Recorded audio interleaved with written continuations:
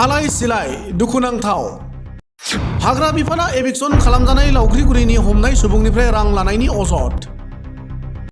एभिक्सन खालामनाय हायाव एमएलए जयन्त बसुमतारियानो खारखोनानै थाहैनो थिनदोंमोन। जों इउपिपिएल बिपिएफ गामि गंसेनि जोंखौ जयै गामिनि गावबुरा सेक्रेटारिया लांदोंमोन। दुखुथिया गामियारिनि बिबुंथि।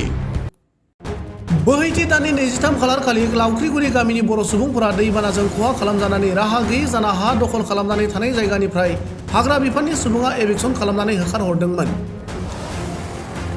नोंथांमोना नुनो मोननाय बे ओनसोला जाबाय लावख्रिगुरि गामिनि नुथाय।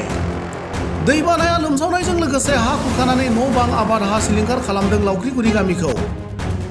जायनि जाउनाव लावख्रिगुरि गामिनि सुबुंफोरा थानो थाखाय जायगा नागिरनानै एभिक्सन खालामजानाय जायगायाव थानो लादोंमोन। नाथाय बे जायगायावबो बिथांमोना थानो होजायालासे हाग्रा बिफानजों होखारहरजानांगौ जायो।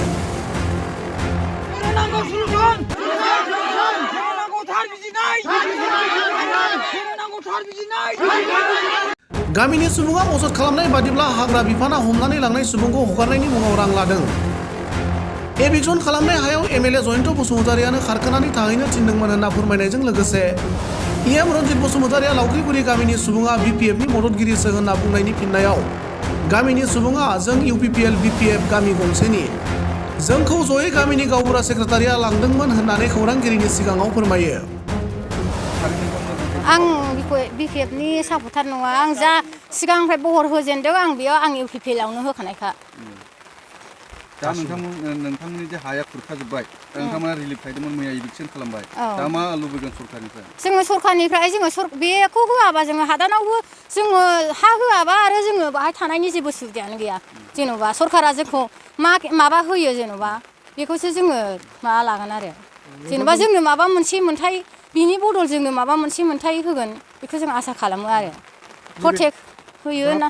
दा थानाय हानि अबस्थाया मा जानानै दं? जोंनि थानाय अबस्थायाथ' हायानो जोंनाव बिगासे बिगानैबो आधा बिगाबो गैखाला। बेनो जोंनाव खुरखाजोब्बाय।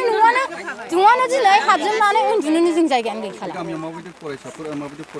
सोरबा एमए फरायलांबाय बिनिफ्रायनो दा अबस्थायानो गैला। सोरबा दस्रायाव खुरमा जाथि गोनांफ्रा खुरमा जाथि गोनांनाव थानानै फरायबाय। जोंनावथ' दा जेन'बा गैयैया गैयैनो थाबाय ओरैनो। दङ खस्थ'आथ' बेयो ओरैबायदि खस्थ' बाव थाहां सोरबा जाथि खुरमानाव थाहैनोबो सानसुफोराव जेन'बा माबा खालामबाय एडमिसन खालामबाय दस्रा जायगायावथ' मोनहैयाना दा ओरैबायदि खस्थ' खालामनानै दंखायो आरो दा। नोंथांमोननि गामियाव मोनबेसे न'खरफोरनि मानसिफ्रा बेबायदि भुगिनांनानै दङ? 50 दङ गासै जोंनि जेनेबा टटेल 56 नो 56आव माने बै सोदेरनायसो जाहैदों माखासेया। आं बेखौ मिन्थिया माने 50खौ आं मिन्थिगौ आरो। इएम फेरेंगा बसुमतारिया जे बुंदों नोंथांमोनखौ गासैखौबो बिपिएफनि सापर्टार होननानै निउसआव बुंदों। गासैबो सापर्टार नङा। जों बिपिएफनिल' नङा जों गासैबो मिसल जोंनि रायजो राजायानो जेन'बा गावबुरा सेक्रेटारि जों गासिबो बिपिएफनिबो दं मानिबो इउपिपिएलनिबो दङ। बाहाय जोङो जमा मिटिं खालामलायनानै गावबुरा सेक्रेटारि जों रायजोयैनो मिलायनानै माने बैयाव थांनोसै। बे जयन्त सारा बुंलांबाय नालाय नोंसोर बेहायनो दै राननाय खिनियावनो बैयाव थाहैखादो गोजौआव होननानै बुंलांनायखाय जों थाहैदोंमोन आरो। 1.5 माससो बायदि जों थादों। जोङो बे स्कुलाव गामिनि स्कुलाव लिरि थादोंमोन।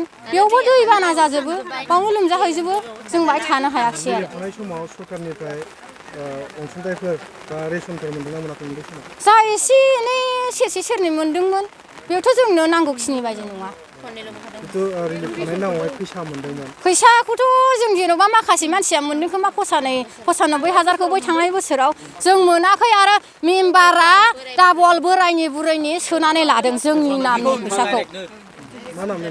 मेम्बारा लथाया नवारि लावख्रिगुरि गामिनिनो हिनजावनि हौवानि माने न' माबा नाम्बार मोनसेयावनो सानै सोनानै लादों। जोंनो होआखै जोङो 15 खरा जों मोनाखै। हगारबाय फैसा लानानै हगारबाय सारमोनाबो बै माबानि रानि खाथा माबा फरेस्ट अफिसनिफ्राय जों लायदों।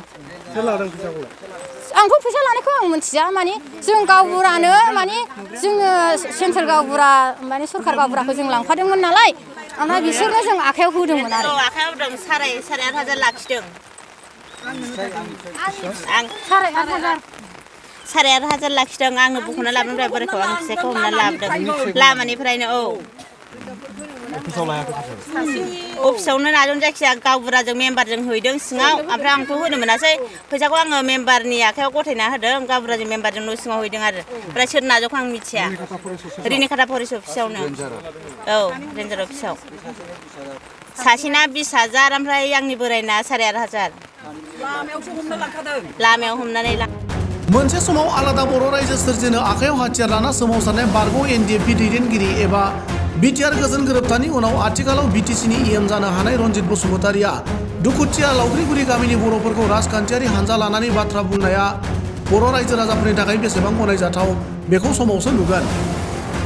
गुबुन फारसे UPPL हानजानिनो MLA जयन्त बसुमतारिया थानो होनाय बर' सुबुंखौल' EM रनजित बसुमतारिनि हाग्रा बिफाना मानो होखारनांगौ जाखो बेबो मोनसे साननो गोनां बाथ्रा। फारसेथिं गामिनि रायजोफोरा हमनानै लांनाय सुबुंखौ हगारनायनि मुङाव हाग्रा बिफाननि साख्रि आवलाया रां लानाय अजदनि सायाव मा राहा लागोन बेयो फैगौ सानफोरावसो नोजोर होथावना जागोन।